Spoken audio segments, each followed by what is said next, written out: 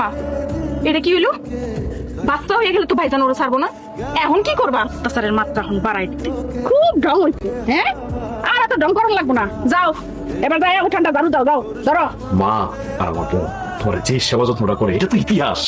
মানে কে বলবো উনি যে আমার সৎ মা, উনি তো তোমার এই আপন মায়ের চেয়ে বেশি ভালোবাসে। সত্যি ইতিহাস। আমি না এই যত্ন নিতে পারতেছি না। এই কি হয়েছে তোমার? তুমি এরকম করে কথা বলতেছো কেন? মার সাথে ঝগড়া হয়েছে? ওরা সবাই না আমার উপর খুব অত্যাচার করে। তুমি দেখি আসলে বেয়াদব। আমার মা আর বোন তোমার এত যত্ন করে, এত আদর করে, তুমি তাদেরকে খারাপ বলতেছো? এই লো দুধ, তখন তো আপেলটা দিলাম খাইলা না। এই সময় একটু শরীরের খেয়াল রাখতে হবে, বুঝছো? আপনি আসলে আমার খাতির হবে, আর আপনি না থাকলে সবাই আমার দিয়ে অনেক কাম করে, আমার অনেক অত্যাচার করে। আমার বোন আমার চোখের সামনে তোমার দুধ দিয়ে গেছে, আর তুমি বলতেছো তারা তোমার খাটায়। আসলে কি বলবো, তুমি একটা না মিথ্যাবাদী। আমি তোমার কাছে অনুরোধ করি, আমার বাচ্চা দুনিয়াতে আসতেছে, এই সময় তুমি মিথ্যা কথা বলবা না। তাছাড়া তুমি নামাজ পড়ো না, নামাজে মানুষ মিথ্যা কথা বলতে নাই। আর সবচেয়ে বড় সত্যি কথা হলো আমি তো এতিমদের কষ্ট কেউ বোঝে না।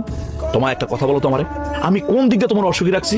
এই যে দামি দামি শাড়ি পরতেছো, স্বর্ণগয়না পরতেছো, আসলে টের পাও না তো শত্রু আর মিত্র চিনতেছো।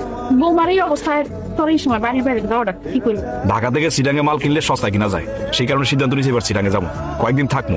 মা এই কয়েকদিন তোমরা সবাই তোমার একটু দেখে রেখো। ভাইজান তুমি কোনো চিন্তা করো না,